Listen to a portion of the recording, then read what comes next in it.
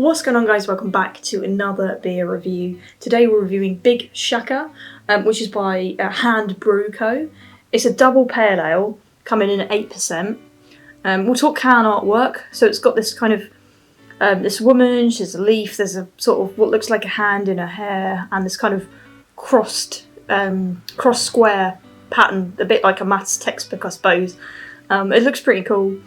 It's brewed by, like I said, it's brewed by Hand Brew Co, which is probably why she's got that hand in her hair. And Hand Brew Co are based in Brighton, so it's another one that's fairly local to me. It's about 40 minutes up the road, which is pretty cool. 8% because we're talking double, so to me 8% really, if I had to name a percent that I associated with double IPAs and double pale ales and double beers in general, got to be 8%, around that mark at least.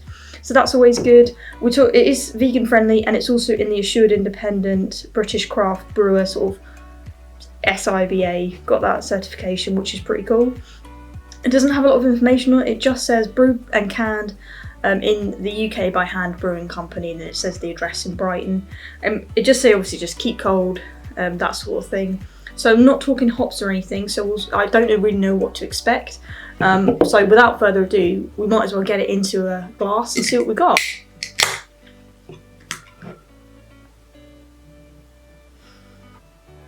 Picking up light fruity and floral smells to begin with. Let's get it out.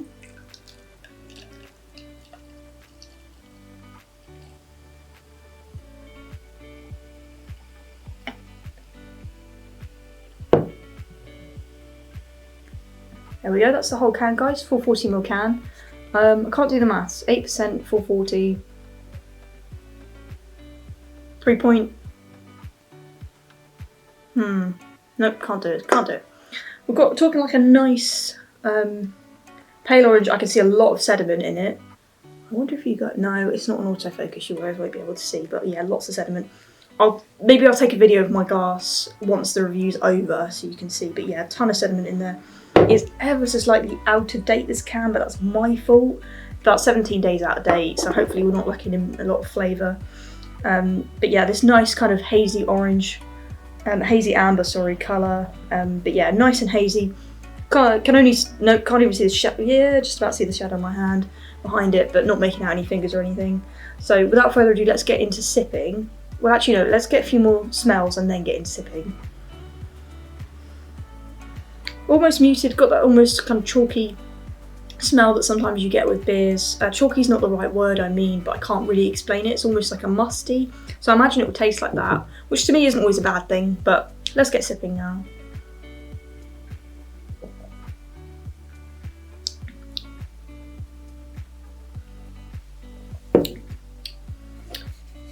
Getting sort of stone fruits, but definitely got that kind of cloudy, claggy flavour. I like that flavour, to be honest. That to me is indicative of a stronger IPA. A couple of weeks ago, it might have even been last week in terms of how you guys are viewing this, but maybe not, maybe a week and a half ago. There was that triple IPA by Daya, and I feel like the flavours were similar, I can't quite remember now. But this kind of, I think sometimes it's more, you get it more with higher IPA beers. I hope you guys understand what I mean when I say that. I am getting tropical notes, like I say, stone fruit, not tropical, even fruity is what I mean.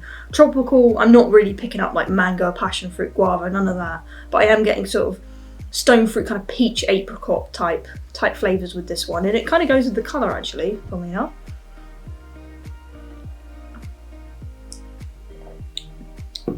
Medium bitterness really. Could definitely hit that bitterness, but it's being rounded off with like a sweet flavour too. Quite nice really. I would say this is kind of how I like double IPAs. I won't lie, it does taste a bit boozy. Hope you guys get what I mean by that. Got that kind of taste, more alcoholic flavour, and it doesn't just come from that cloudiness and clagginess that I was talking about. It's definitely got something else to it. It's quite nice really. Like I say, because it's kind of how I like my double IPAs, I haven't really got a lot to fault it with. It might have been nicer to perhaps be a little bit more fruity, or even just more floral, perhaps just something else to it. I get the idea that maybe there's only a couple of hops in here, or even one. I don't really feel like it's a huge collaboration, not getting any citrus notes or anything, so it'd be a bit embarrassing for me if this has got citra hops in it, but we don't know. So yeah, a bit of an interesting one, slightly more unique, and I would say definitely the colour's more unique. I know on camera it looks darker, but it's kind of nice. Oh, that was a fly then.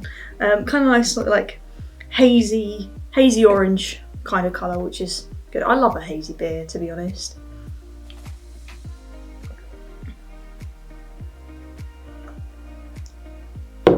Yeah, it's mainly fruit and then a little bit of bitterness I'm picking up. But that's exactly how I like them, as I've said 3 times now. So it's quite a good one for me, really. I think I'm ready to rate it. I don't want the review to go on too long. I realise I take ages before I even open the can sometimes. It's a bit ridiculous. So we'll get ready into rating. I think I'm going to give this one a 4 out of 5. I'm quite happy with it, to be honest. Like I say, I wish there was perhaps a little bit more mixes around and kind of experimentation with hops. Again, going to be really embarrassing if they'd done all that and I couldn't pick it up. Just perhaps lacking in a bit more sort of fruitiness. But again, that's just my opinion. So 4 out of 5 for me, guys. Still a really nice, flavourful double pale ale. I'm definitely going to keep an eye out for Hand Brew Co. Haven't really heard of them before. Haven't seen many of their beers. Hopefully they're sort of new and up and coming. You know, we can review more of them on the channel. Brighton-based breweries have always got a place in my heart, really. So with that being said, guys, I really hope you enjoyed the review. Let me know what you guys are drinking. Keep drinking those craft beers. And in terms of like a beer that you've had recently, let me know that you've had it. Let me know if you guys have had a red beer. You guys know the ones I mean, actual classed as red beers. They're really cool. I've only had a few in my life.